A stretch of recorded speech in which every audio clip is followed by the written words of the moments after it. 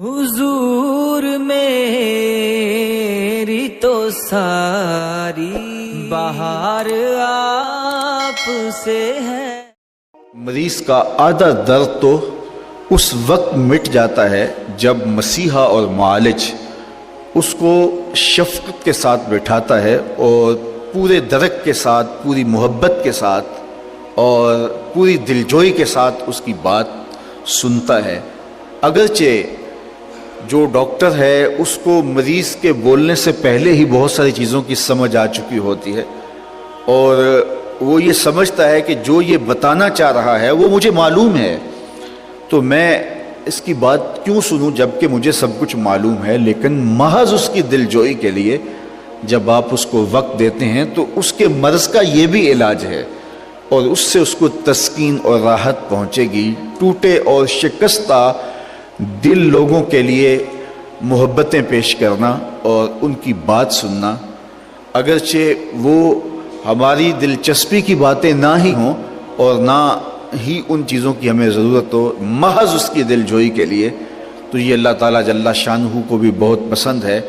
تو کسی شکستہ دل کی شکستہ سامانی کو دور کر کے اس کے لیے جو ہے وہ دلجوئی کے اسباب اللہ تعالیٰ کی رحمتوں کے خاص سبب ہیں۔ میرے اور آپ کے آقا و مولا کی سیرت کے جتنے بھی ابواب ہیں آپ ان کو دیکھ لیجئے، آپ کو نمایاں طور پہ یہ بات ملے گی کہ حضور علیہ السلام نے دکھی، لاچار اور وہ لوگ جن کا کوئی پرسان حال نہیں تھا ان کے سروں پہ شفقت کا ہاتھ رکھا۔ انسانی زندگی کے اندر ایمان، محبت اور احساس، یہ تین چیزیں ہیں۔ اگر تین چیزیں انسانی زندگی میں شامل ہو جائیں تو پھر وہ زندگی کا جمال حاصل کر لیتا ہے اور زندگی کا نور پا لیتا ہے، اور اگر زندگی میں احساس، محبت اور ایمان کی دولت نہیں ہے تو تمام تر صلاحیتوں، تمام تر آسودگیوں کے باوصف انسان انسانی جوہر سے خالی اور انسانی نور سے محروم ہے۔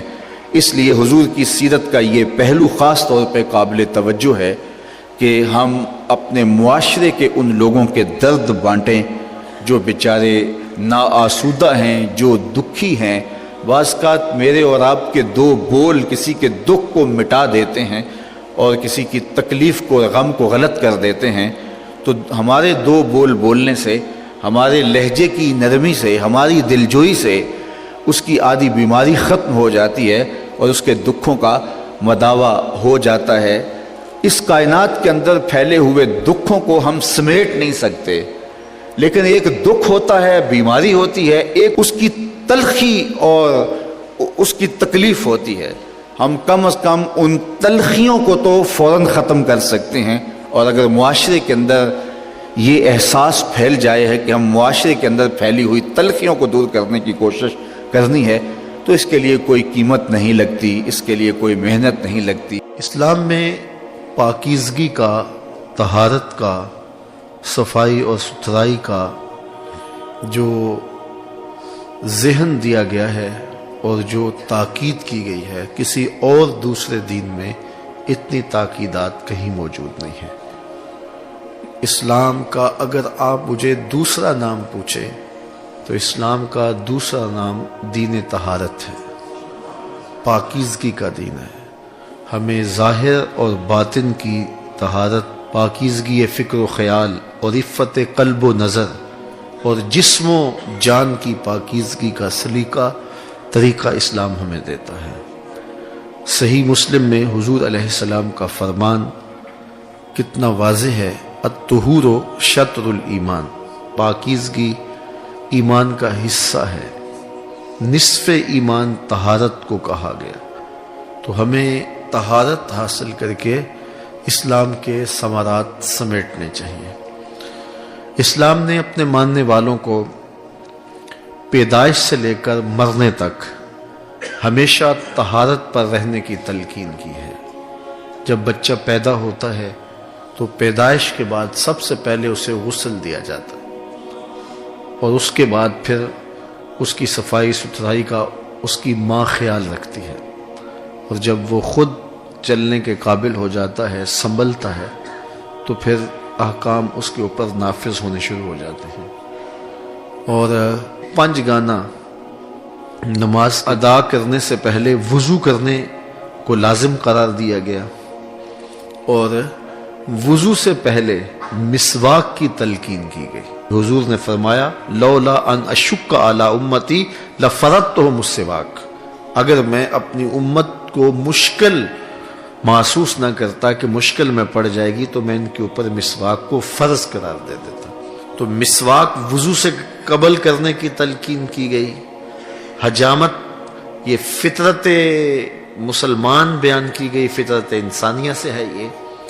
اسی طرح جو ہے وہ بغلوں کے بال لینے کی تلقین کی گئی، 40 دن سے زیادہ جو بوئے زیر ناف ہیں وہ نہیں رہنے چاہیے، اور جو بال رکھے زلفیں رکھے تو پھر وہ کیا کرے، ان کو سنوار کے رکھے۔ الجھے ہوئے بال، بکھرے ہوئے بال اس کو پسند نہیں کیا گیا۔ تو اسی طرح تیل لگانے کی تلقین کی گئی، صاف ستھرا اور پاکیزہ لباس پہننے کی تلقین کی گئی۔ لباس پرانا ہو کوئی حرج نہیں ہے، لیکن میلا کو چیلا نہ ہو۔ تو ہمیں ایک ستھرا انسان بننے کی تلقین کی گئی ہے، اور ہماری طہارت کا تو اتنا اہتمام کیا گیا ہے، جب کوئی شخص مرتا ہے تو کہا اس کو بھی ابھی غسل دو، حالانکہ وہ فوت ہو چکا ہے، لیکن اس کو بھی غسل کرنے کی تلقین کی گئی، اور پھر کہا بیری کے پتے بھی ڈال لینا ذرا صفائی ٹھیک ہو جائے۔ پھر چٹے لباس کا کفن دیا جاتا ہے، تو اس میں بھی وضو کا اہتمام ہے۔ کوئی دنیا کا مذہب اس قدر اہتمام نہیں کرتا صفائی کا، جو صفائی کا اہتمام جو ہے وہ مسلمان کرتے ہیں۔